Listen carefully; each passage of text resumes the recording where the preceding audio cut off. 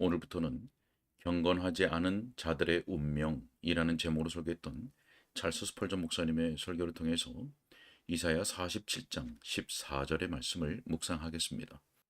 오늘은 이 설교의 첫 번째 요점인 악인들에 대한 심판은 쉽게 진행된다 라는 내용을 읽도록 하겠습니다. 먼저 본문의 말씀을 읽겠습니다. 보라, 그들은 촉에 같아서 불에 타리니 그 불꽃의 세력에서 스스로 구원하지 못할 것이라. 이 불은 덮게 할 숯불이 아니요 그 앞에 앉을 만한 불도 아니니라. 아멘. 설교 내용을 읽겠습니다. 자, 이 본문은 바벨론과 갈대아에 대한 하나님의 심판을 무섭게 묘사한 부분입니다. 선지자는 저 포악한 민족에 대한 하나님의 기소장을 분명히 기록하고 있습니다. 그리고 그들의 죄를 입증한 후에 그들의 형을 선고합니다. 선지자는 그들이 여호와의 기업, 곧 그분이 그들의 손에 맡기신 백성에 대해 자비를 보이지 않은 것을 비난합니다. 그는 10절 말씀에서 갈대아인들의 교만과 자화자찬의 태도를 꾸짖는데, 이는 그들이 그 마음에 이르기를 나뿐이라 나 외에 다른 이가 없다라고 하였고, 7절에서는 바벨론이 자랑하여 이르기를 내가 영영이 여주인이 되리라 나는 슬픔을 보지 않으리라 라고 했기 때문입니다. 선지자는 그들의 지나친 배짱과 주제넘은 태도를 책망합니다. 그들은 쾌락에 빠져 부주의하게 살았으며 어떤 재앙도 예상치 않았습니다. 그리하여 선지자는 10절에서 여호와의 이름으로 말합니다. 네가 내 악을 의지하고 스스로 이르기를 나를 보는 자가 없다 하나니 내 지혜와 내 지식이 너를 유혹하였음이라. 내 마음에 이르기를 나뿐이라 나 외에 다른 이가 없다 하였다. 자, 이러한 죄악 때문에 갈대아와 바벨론의 패망은 갑작스럽고 끔찍하며 철저하게 임할 것입니다. 그들은 너무나 철저하게 패망하여 그들의 상태와 관련하여 회고할 때 단 하나의 위로거리도 없을 것입니다. 사르는 불이 있을 뿐 따뜻하게 해줄 불은 없습니다. 그들은 나무가 불꽃 속에서 타닥거리며 탄 후에 장렬하는 재와 숯이된 토막들을 남기는 것처럼 되는 것이 아니라 오히려 초계같이 타버릴 것이며 완전히 소멸되어 아무런 흔적이나 기념물을 남기지 않을 것입니다. 하나님의 정의가 편파적이지 않다는 것은 논쟁의 여지가 없는 진실입니다. 그분이 한 부류의 죄인들에게 부여하시는 파멸에 대한 묘사는 그분이 다른 사람들에게 행하실 일에 대한 아주 공정한 묘사이기도 합니다. 하나님은 그분의 정의를 시행함에 있어서 사람들을 두세 가지 다른 방식으로 대하시지 않기 때문입니다. 그분은 저울의 추와 되를 바꾸시지 않습니다. 여호와는 그런 일을 미워하시기 때문입니다. 그분은 의의를 다림줄로 펴시며 심판을 다림추로 매다십니다.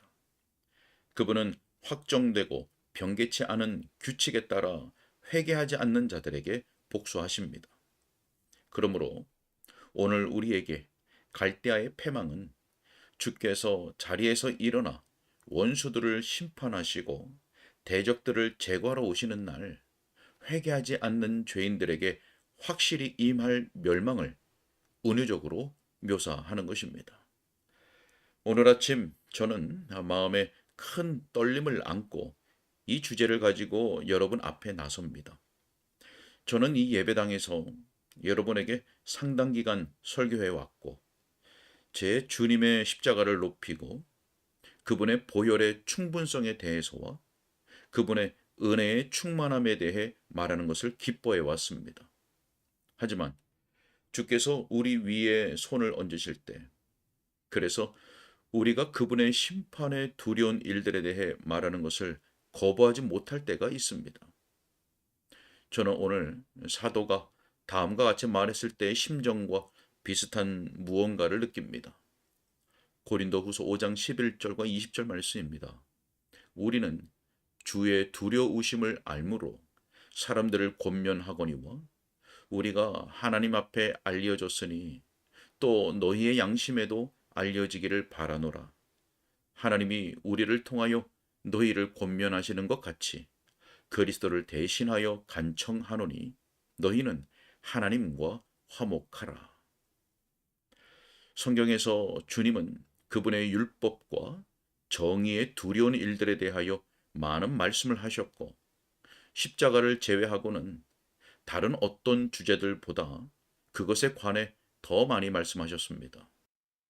만약 그것이 주께서 악한 자들에게 집행하시는 복수를 위해 정당하게 사용되지 않거나 또한 그것이 의로운 자들의 유익과 경건하지 않은 자들의 각성을 위한 것이 아니라면 이 주제에 대해 그토록 많이 말씀하시진 않았을 것이라고 우리는 믿습니다.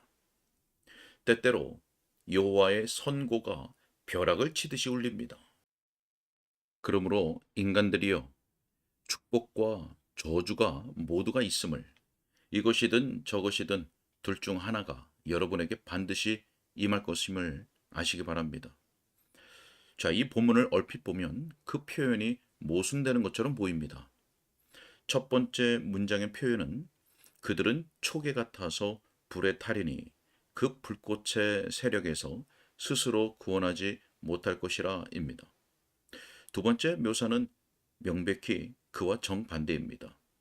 이 불은 덮게 할 숯불이 아니요 그 앞에 앉을 만한 불도 아니니라. 자, 먼저 첫 번째 문장과 관련하여 말하겠습니다. 이 문장을 반복해서 읽으면 머릿속에 떠오르는 가장 놀라운 생각들 중 하나는 악인에 대한 심판이 쉽게 진행된다는 것입니다. 그들은 촉에 같으니라. 완전히 말랐을 때의 촉에처럼 쉽게 불붙는 것이 없습니다. 성냥불을 켜는 순간 전체에 불이 붙습니다.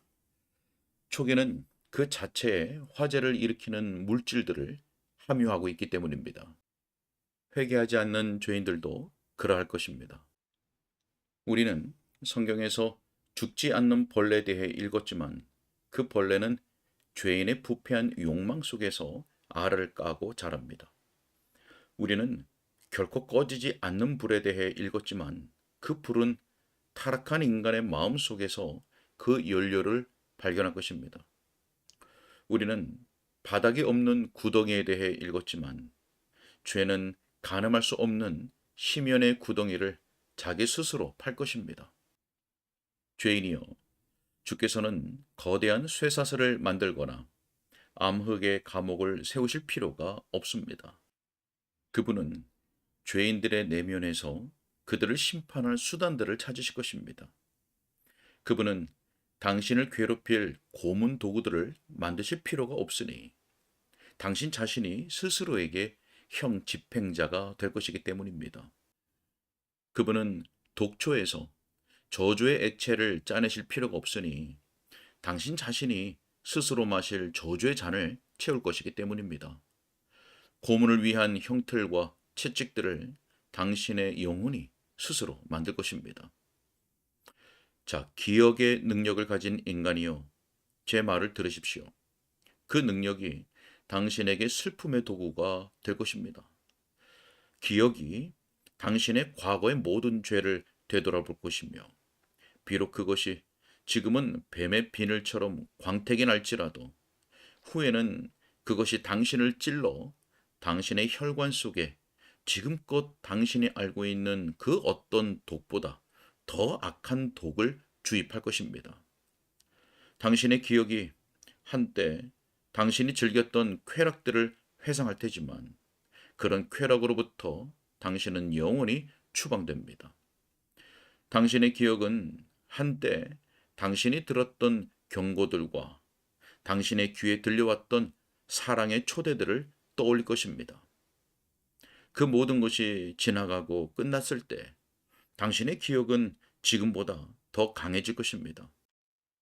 당신은 충분한 시간을 가지고 당신의 파멸과 관련된 모든 상황들을 기억할 것이며 당신의 기억은 더 확대되고 강화되어 당신이 태만하게 여겼던 모든 주일들과 당신의 은밀한 죄악들에 대한 기록을 들추어낼 것입니다.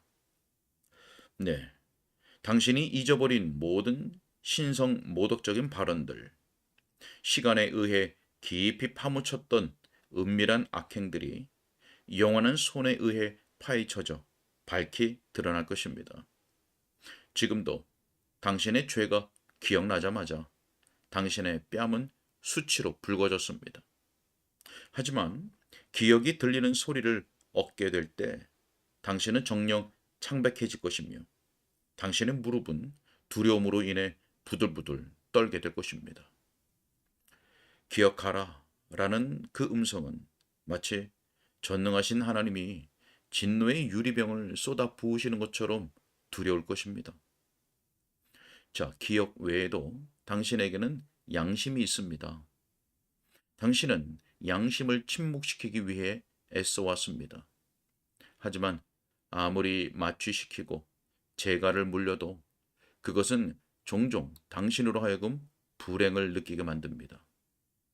양심이 유다의 마음을 가책했을 때 당신이 기억하듯이 그는 나가서 스스로 목을 메었습니다. 하지만 유다의 양심조차도 영원히 정죄된 죄인에 대한 심판을 이해하게 할 정도로 각성하지는 못했습니다. 죄인이여, 그때 당신은 죄책감을 누그러뜨릴 수 없음을 알게 될 것입니다. 그때 당신은 죄의 본색이 무엇인지를 볼 것입니다. 그때 당신은 죄를 능란하게 변명하지 못할 것입니다. 진리의 손이 당신의 누더기 옷을 갈기갈기 찢을 것입니다. 그때 당신은 양심을 지금처럼 가벼이 다룰 수 없음을 알게 될 것입니다. 지금 당신은 양심으로 하여금 마치 불공정한 손으로 저울을 재듯 부당한 판단을 내리도록 강요하지만 그때 그것은 유유히 당신의 행위에 합당한 보상을 받도록 할 것입니다. 인간이요, 당신의 기억과 양심은 당신을 가루로 만들 거대한 두 맷돌과도 같습니다. 혹은 거친 부풍이 다시스의 선박들을 깨뜨리듯이 사나운 비바람 속에서 당신을 산산조각 내기 위해 서로 경쟁하는 두 종류의 바람과도 같습니다. 자, 그때 당신의 기억과 양심에 더하여 증대된 지식이 찾아올 것입니다. 지금도 당신은 핑계할 수 없을 만큼 충분히 알고 있습니다. 하지만 그때 당신의 지식은 증대되어 당신에게 어떤 변명의 구실도 남기지 않을 것입니다. 그때 당신은 당신을 속인 저 유혹자의 술책을 알아차릴 것입니다. 그때 당신은 지금은 보지 못하는 죄의 추함과 더러움을 이해할 것입니다. 그때 당신은 당신이 멸시했던 하나님의 위대하심과 선하심을 이해할 것입니다. 그때 당신은 당신이 잃어버린 천국의 영광을 알아볼 것입니다.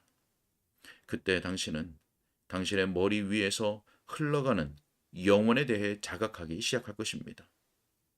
당신의 지식은 불어날 것입니다. 당신의 정신은 강화될 것입니다. 당신은 자랄 것이며 지력의 발달을 위한 충분한 시간을 가질 것입니다. 하지만 이 모든 증대된 빛이 당신의 눈에 고통을 더할 뿐이며 이 모든 증대된 지혜가 뉘우치지 않은 당신의 영혼에 새로운 고통의 원천이 될 뿐입니다. 인간이여, 제 말을 믿으십시오.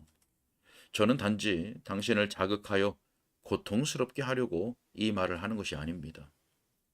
제가 그렇게 하는 것을 하나님이 금하십니다. 하지만 제가 당신을 일깨울 수만 있다면 당신이 잠들어 지옥에 떨어지기 전에 약간의 천둥 소리가 당신을 깨울 수 있다면 저는 너무나 기쁠 것입니다. 만약 제 말이 당신을 그리스도를 아는 지식과 영원한 생명으로 이끄는 수단이 될 수만 있다면 당신은 제 말을 너무 거칠다고 여기지 않을 것입니다. 죄인이여, 다른 것이 없이도 당신의 죄 자체가 당신을 초계처럼 태우기에 충분하지 않겠습니까? 사람이 언제까지 잘못을 하고도 그로 인해 벌을 받지 않는단 말입니까? 사람이 몸으로 행한 죄들은 지상에서도 그 자체의 형벌과 파멸이 수반되지 않겠습니까? 이 지상에서 아직 봉오리 형태인 죄도 고통스러울진데 그것이 완전히 만개하였을 때는 어떨까요? 죄는 그 자신의 가슴에 형벌을 품고 있습니다. 자, 또한 여러분의 동료들을 생각해 보십시오. 50명의 술 주정꾼들과 신성 모독적인 사람들을 한 곳에 모아 보십시오. 따로 하나님의 능력에 개입이 없어도 그들이 곧 그들 스스로를 위해 지옥을 만들지 않겠습니까?